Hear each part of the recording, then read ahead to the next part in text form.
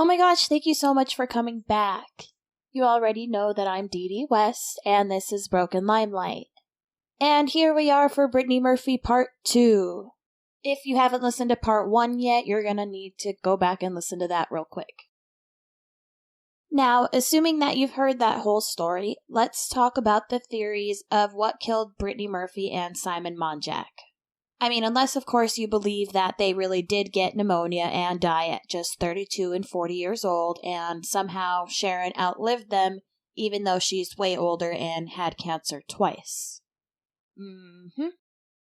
So here are the theories. The biggest theories are, number 1, Simon and Brittany were addicted to drugs, and when they caught pneumonia, their bodies were too weak to survive it.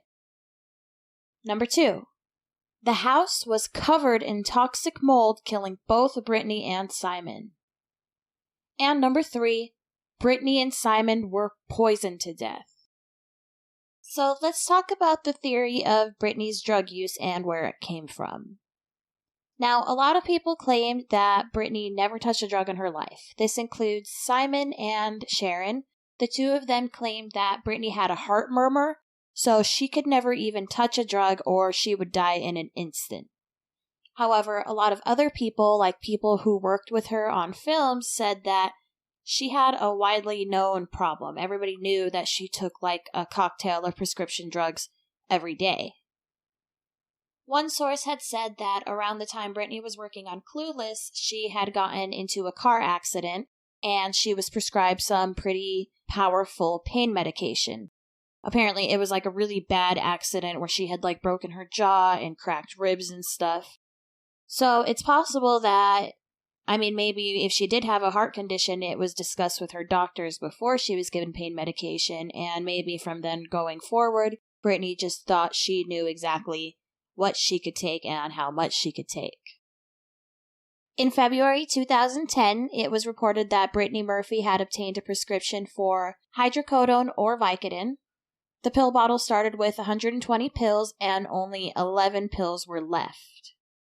If Brittany had taken the maximum prescribed amount, there should have been about 44 pills left. Simon then shot back saying that those pills actually were prescribed to Sharon. But then also, right after that report was released, Simon was like, "Oh, we just suddenly found those 73 pills that were missing." Brittany, Simon, and Sharon all used a pharmacy in LA called Eddie's Pharmacy, and they all used fake names for these prescriptions. Simon said this was just to protect their privacy, but some people believe that they were doctor shopping, which is basically going to multiple doctors and using multiple names so they could fill multiple prescriptions illegally. Pharmacy records show that Brittany had prescriptions for Vicodin, clonazepam, Klonopin, and Vicoprofen. 1 month, Brittany was prescribed 200 hydrocodone and 100 clonazepam, and another month it was 300 Vicoprofen and 100 Klonopin. So she switched it up a lot. Eddie's Pharmacy allegedly cut Brittany off just 4 months before her death. She had been getting anywhere from 200 to 400 pills per month, and they were worried that there was going to be an accident. Simon denies this and says that they were the ones who cut ties with the pharmacy. When Brittany was working on 8 Mile, she had a short relationship with Eminem. A friend of Eminem's who goes by J.R. Watkins and wrote the book Cleaning Out My Closet says that she's actually seen Brittany Murphy smoke a joint right in front of her. And Eminem allegedly told her that Brittany took a daily cocktail of prescription drugs, including Xanax, Vicoprofen, and Valium. The weed's not really a big deal, obviously. I think it just kind of brings into question whether or not it was true about her heart condition. Let's talk about the mold theory now. Brittany, Simon, and Sharon lived in this gigantic house in Hollywood Hills, and it was completely cluttered. If you look at pictures and videos of that tour that Simon gave of the home, you can see it. It was an 8,000 square foot home. It's amazing how cluttered it was when you consider how freaking big it is.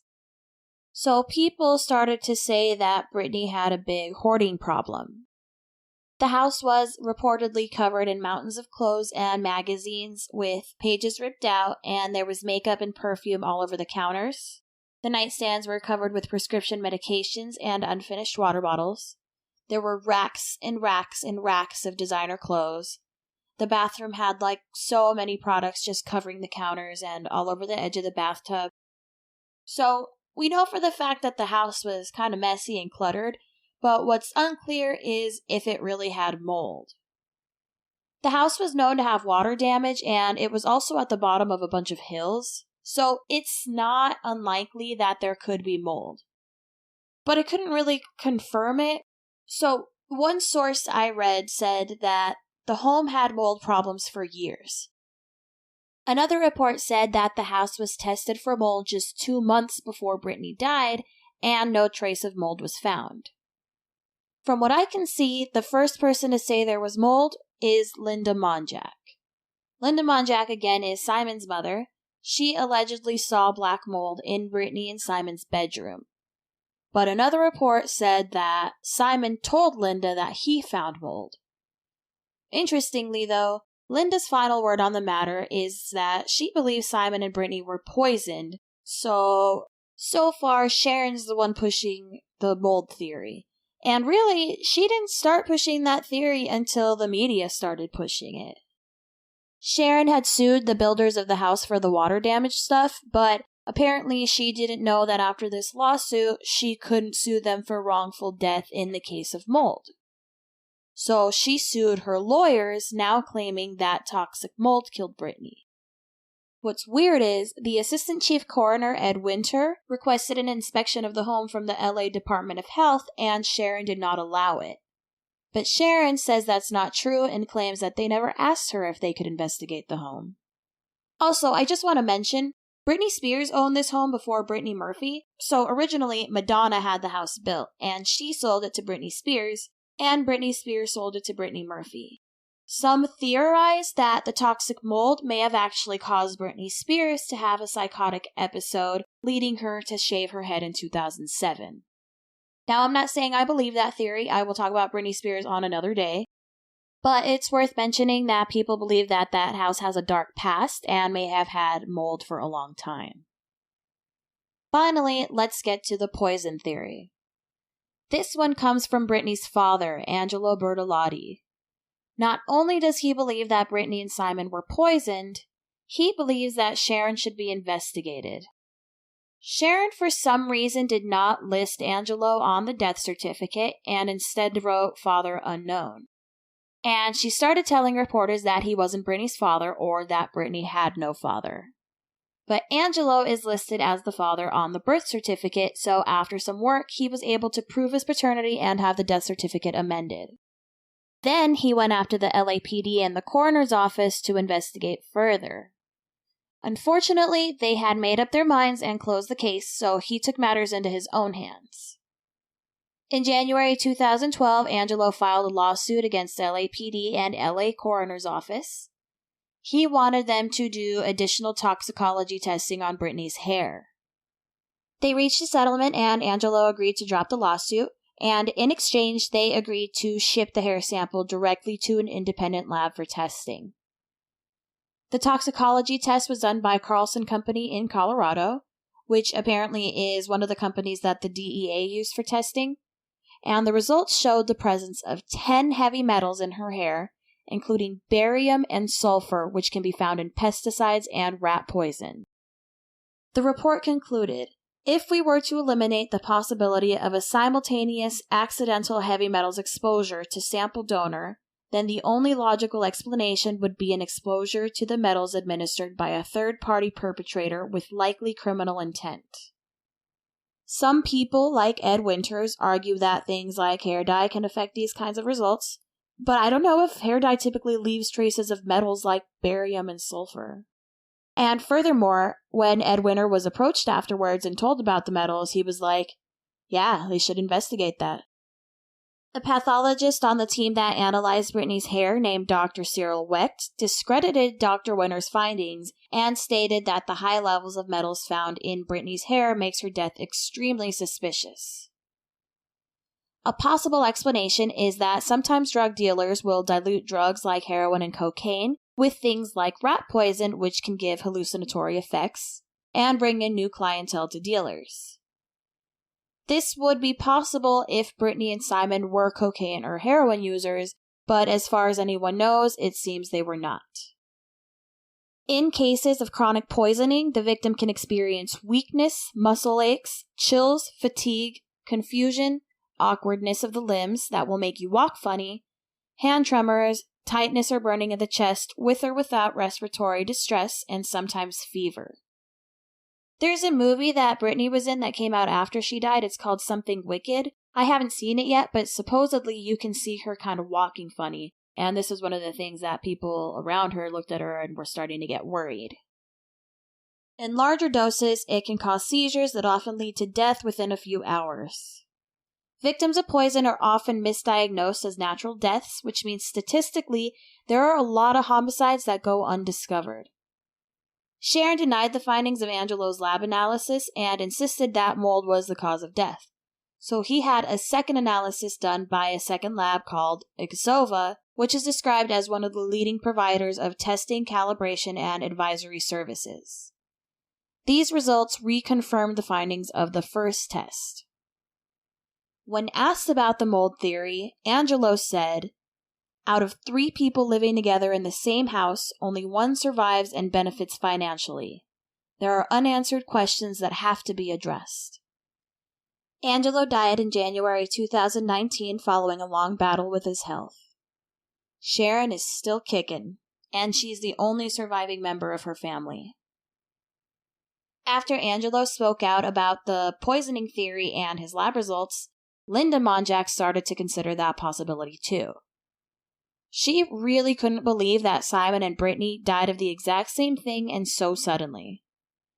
She said she couldn't get any answers from the LA coroners, and they only wanted to do the most basic tests.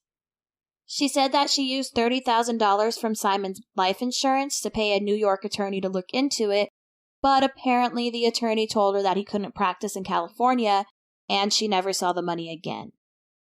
But there's one more theory, and this one might be the one that Linda Monjack is leaning towards.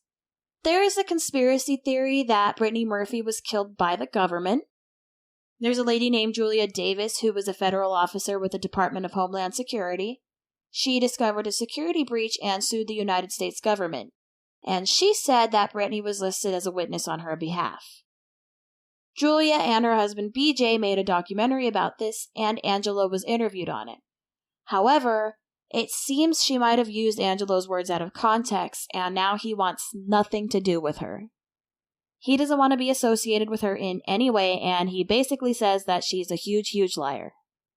There's also no evidence that Julia Davis ever met Brittany Murphy, and Julia has a big track record for being a liar as well. Okay, so is that everything? I think that's everything. Oh my gosh, you guys, I just told you so much. If you're still with me, way to go. This case is fucking bonkers.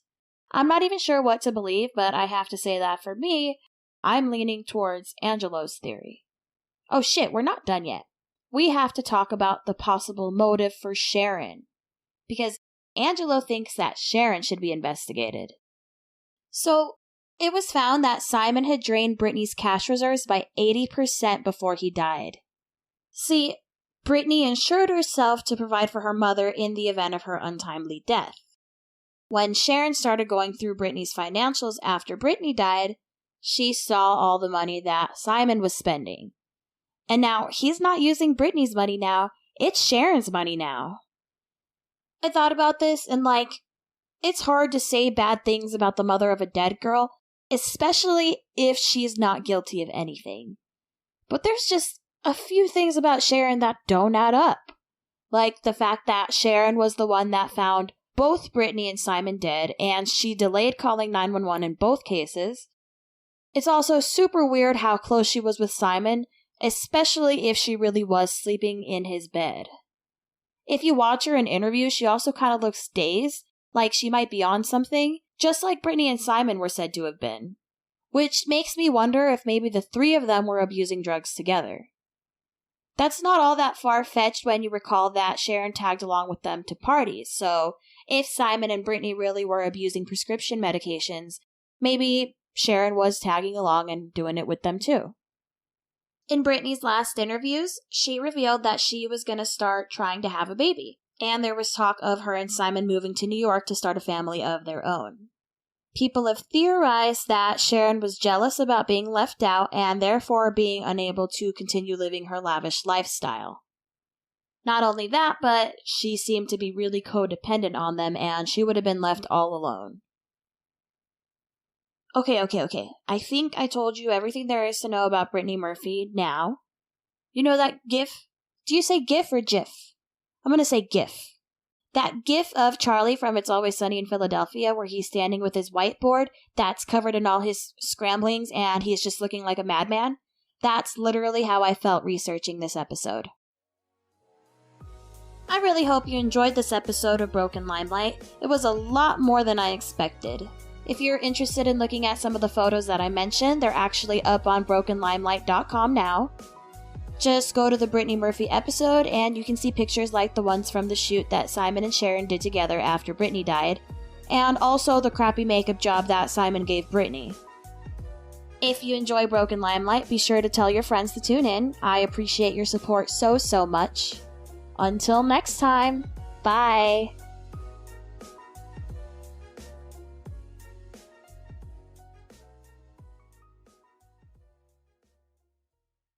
Today's episode is brought to you by Hunt a Killer. Hunt a Killer is a monthly mystery subscription box that's truly one of a kind. It's basically like a crime case in a box. It comes with case files, codes to decipher, detailed backgrounds about the suspects and the victims. There's evidence for you to evaluate. It tells an immersive story of a whole crime case from beginning to end. It's kind of like an escape room in a box. You can do this by yourself, or you can team up with a buddy, or do it for like a game night or even a date night. You can take a little break from technology and immerse yourself fully into this box, or if you prefer to be more of a high-tech investigator, you can join online communities and talk to other Hunt a Killer players about clues and stuff. Hunt a Killer also shares part of its proceeds with the Cold Case Foundation, which helps with real-life cold cases. The best part is that Broken Limelight listeners get 20% off of their first subscription box. So get started now at huntakiller.com and be sure to use code BrokenLimelight to get your 20% off.